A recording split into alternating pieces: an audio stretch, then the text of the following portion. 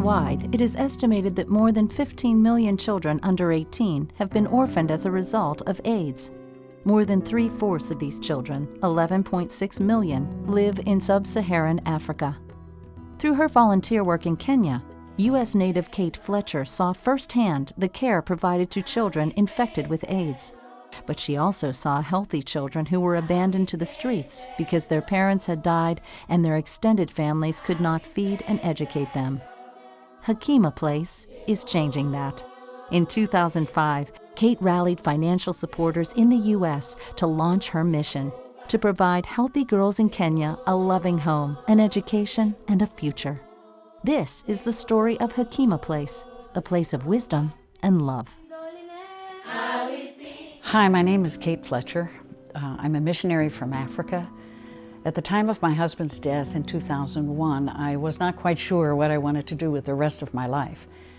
But I knew that they were predicting 20 million orphans from the AIDS pandemic. Then I realized and learned that 80% of the children who are born to positively infected mothers, when their own long bones started generating antibodies and antigens, they became negative by the 12th and 18th month of life.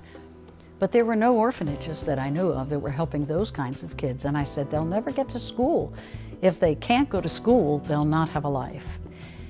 On the African continent, women and girls are viewed for their natural ability to bear children, and that's all that is expected of them. So when money is scarce, the boy children who have to head households are sent to school, and the girls are told to carry water and carry wood and learn how to be domesticated persons who can raise a family. Too soon pregnant, too soon infected, and too soon dead, we can have a generation of women who will respect themselves, who will know what they believe, who will stick to their own principles, who will choose a career where they can make a difference, and they'll just fly, and Kenya will be better, and the world will be better. With $30,000 and a 501c3 that we got in 2 months, we began Hekima Place. Now, I call it Hekima Place because I didn't want to call it an orphanage. I didn't want to call it a home for girls.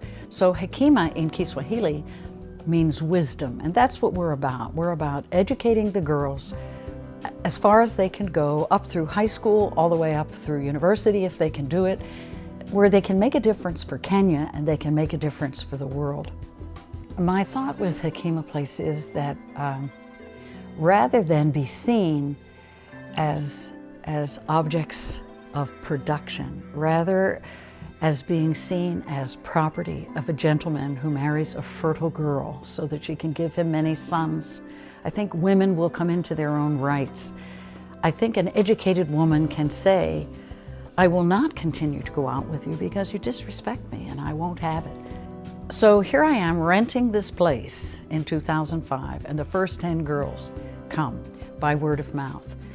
They're all orphans. Some have a daddy, but the daddy has abandoned. So when my children come to me from their family member who brings them, I pledge them to do 2 things: to love them and support them socially, emotionally, spiritually, physically, while I have them during the 9 months of school.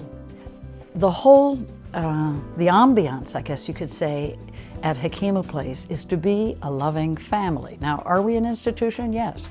Are there 60 children being cared for by 6 house mothers? Yes. We don't intend ever to be big. We intend always to be familial.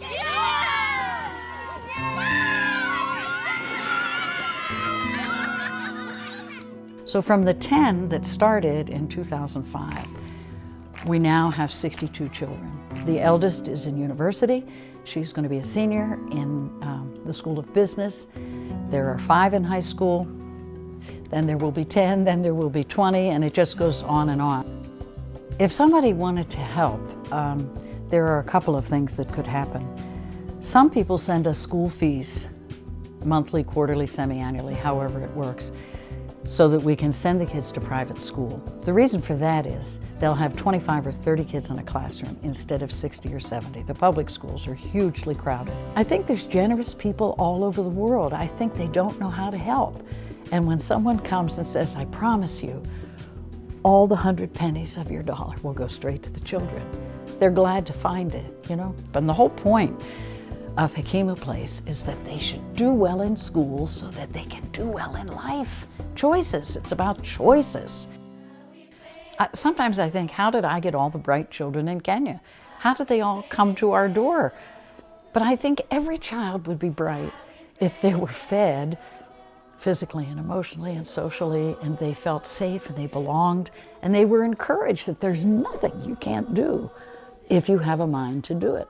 My hope is that we can love them enough, feed them enough emotionally and spiritually, that they can grow up whole no matter what has happened to them. A lot of them have been abused before they came to us, and I think they can be put back together. I think with faith and love, and we live a structured life, and things are calm and they feel safe.